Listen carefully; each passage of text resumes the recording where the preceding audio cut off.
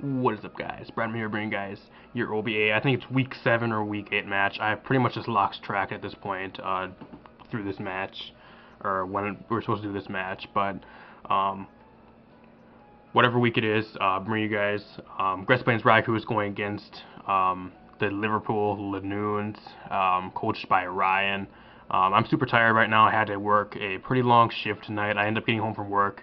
Now, if this ever happens again, I'm just going to get right into this. I just want to say some stuff on my mind right now because I'm kind of pissed off at the fact of what happened in this match and what led up to this match.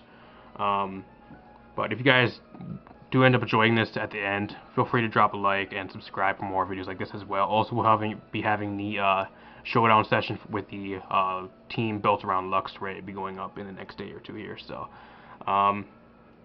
my opponent, I pretty much hit him up last week. I think it was Monday, Tuesday, or Wednesday last week. I'm not quite sure what day exactly. On Twitter, my opponent does not respond until like sometime this morning. He hits me up on Skype, and by this point, it goes until Sunday. Basically, the weeks we can get our time done in the battle is Monday to Sunday, and then it restarts on Monday.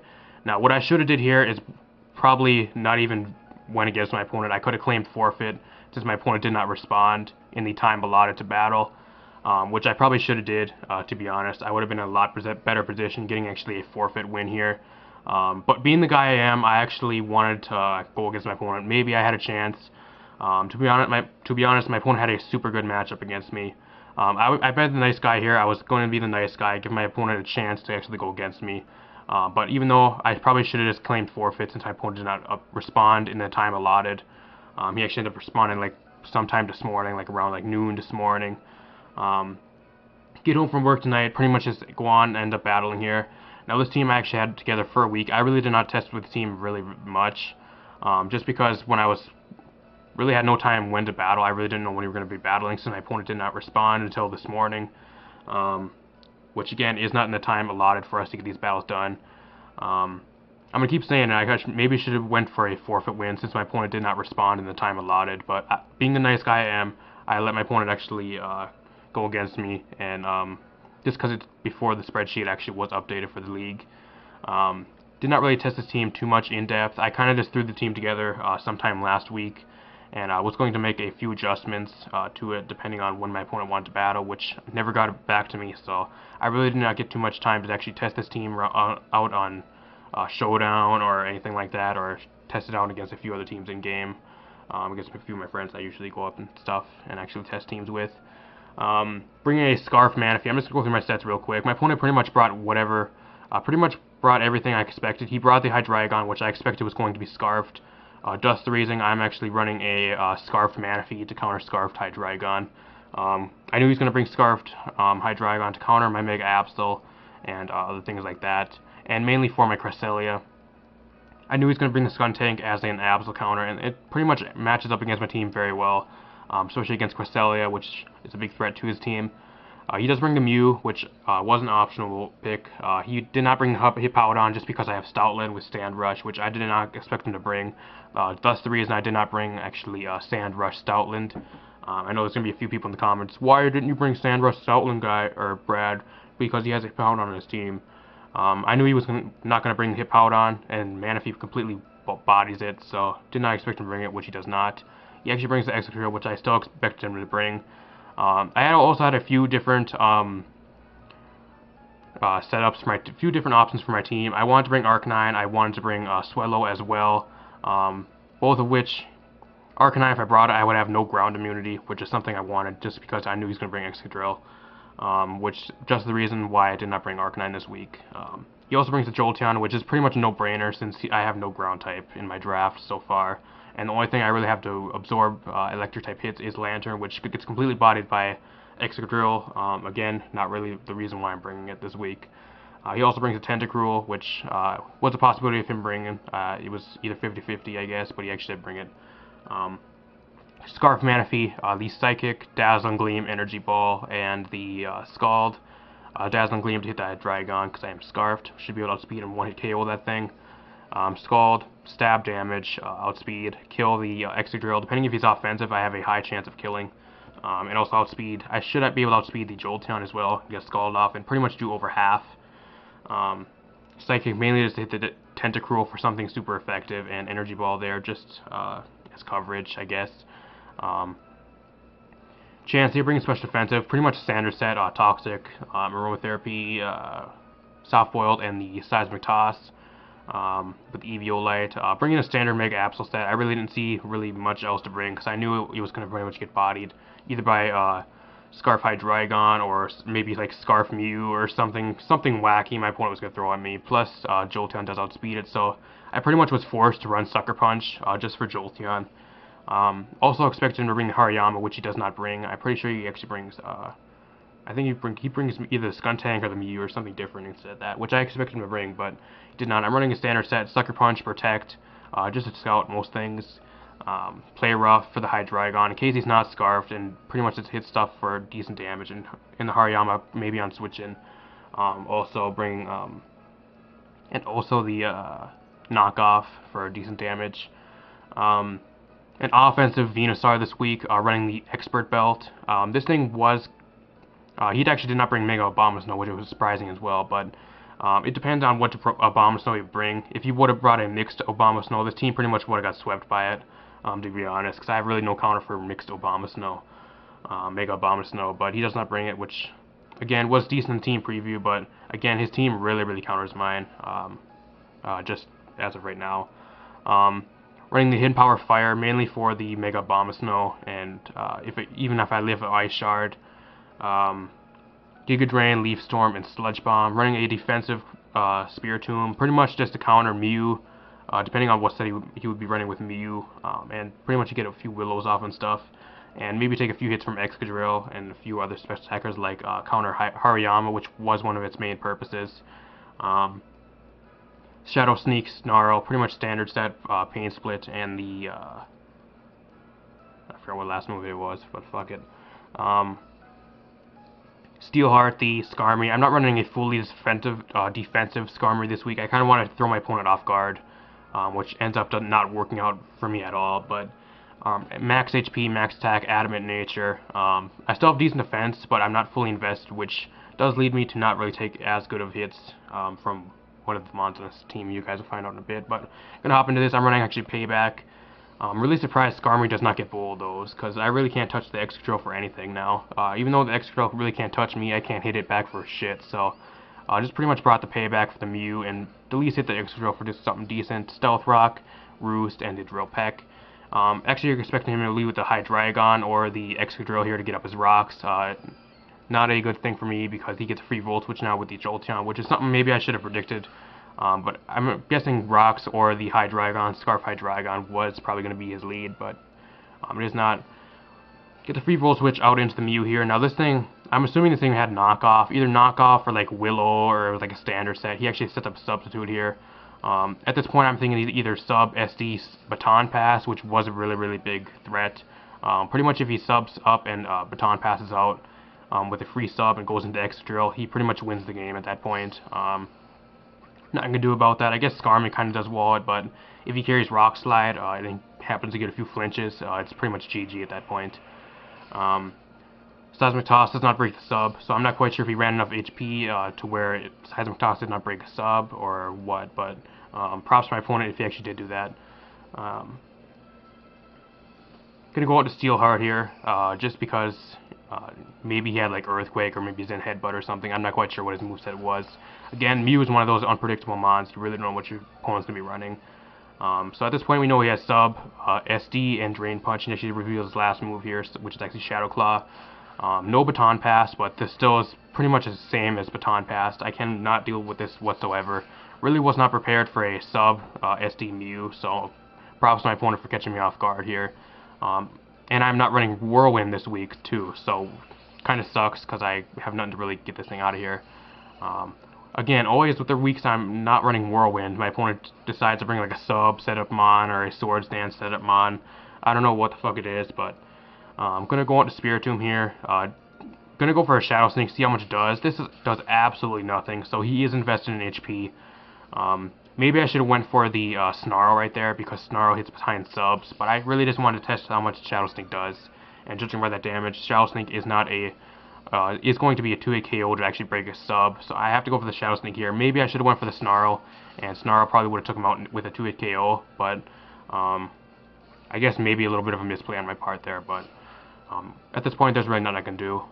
This thing's pretty much just sitting here with leftovers and pretty much taking down my whole team at this point. I have really no solid counter for this thing. Maybe if I would have brought Crest, well, I guess Crest gets bodied by Shadow Claw, so I guess I couldn't bring Crest. Again, I'm going to go for another Shadow Claw here. Right here is actually where he actually ends up getting a crit. I live on 5. The crit does matter because I could have possibly plane split on the next turn, depending on a roll, so the crit did matter there.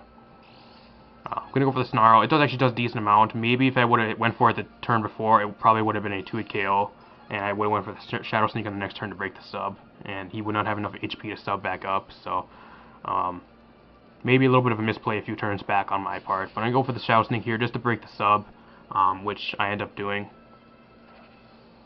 Which I guess on the next turn gets me a free switch into the Absol, but I'm pretty much forced to Sucker Punch, or forced to Sucker Punch if he goes for me. It's kind of a 50-50 play. If I Sucker Punch and he sets up another sub, he pretty much wins at that point because Drain Punch kills me in one-hit KO at +2. So I was pretty much forced to go for knockoff here. If he would have went for the Drain Punch right there, my opponent probably would have won with the Mew. So he is going to go into the Skuntank, which I'm assuming is his Absol counter, probably maxed. I'm assuming it's max HP, maybe slightly invested in defense or something of that nature. Just judging how well this thing actually takes this knockoff, I'm actually fully invested in attack and speed, and I'm actually Jolly, and that does absolutely nothing. So he is invested in HP. I'm not quite sure how much defense he has, but that's pretty much what the calc told me. But I'm going to go for the Protect here, just a Scout. Maybe I should have stayed in right here. I could have got a play rough damage off, but I needed my Absol round to take out the Mew, and it was one of my win cons, maybe to take out a few Mons. At this point, I really had no... I was kind of coming down to the conclusion that he was probably going to either pick up a 5-0 or a 4 or 5 or 6-0 on me at this point, because he has so many threats I really have no answers to now, being that my Spiritomb and Skarmory are gone. Excadrill pretty much comes in and clicks Earthquake for free now, which was something that I had to deal with as well now, so... I'm going to go for the Sludge Bomb. Maybe I should have went for the Giga Drain, but then I would have to take Liquid Ooze damage, and I'm not Black Sludge, and I don't have Synthesis, so... I'm going to go to Chansey, make pretty much a predictable play here. He actually has Acid Spray. Does absolutely nothing. I'm not even phased by that, with the -2 special defense drop even. He does go out into the Excadrill here. I'm going to go for the Seismic Toss. Maybe I could have predicted this and actually went out into the Manaphy, but every time I go into Manaphy, he can pretty much just go right back out into the Tentacruel. And I can't hit the Tentacruel for shit except for Psychic. So... right here, I actually switch out. I'm going to go out into my Stitch here, which is actually the Venusaur, just because I have Hidden Power Fire, and if he's not fully invested in speed, I should be able to outspeed him, at least. Judging right here as well, I do outspeed, so he is not fully invested in speed. He's more of a bulky set with Sub.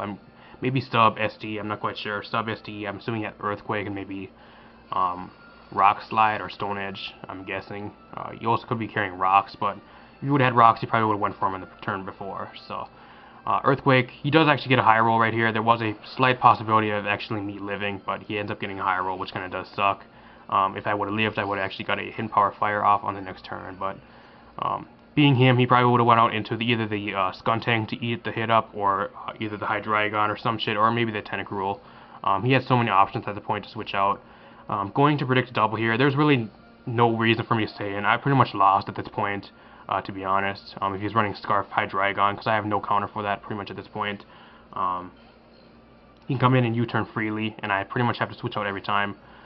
Going to predict the Skuntank to come in here. Going to go out into Manaphy. He actually goes for the Scald.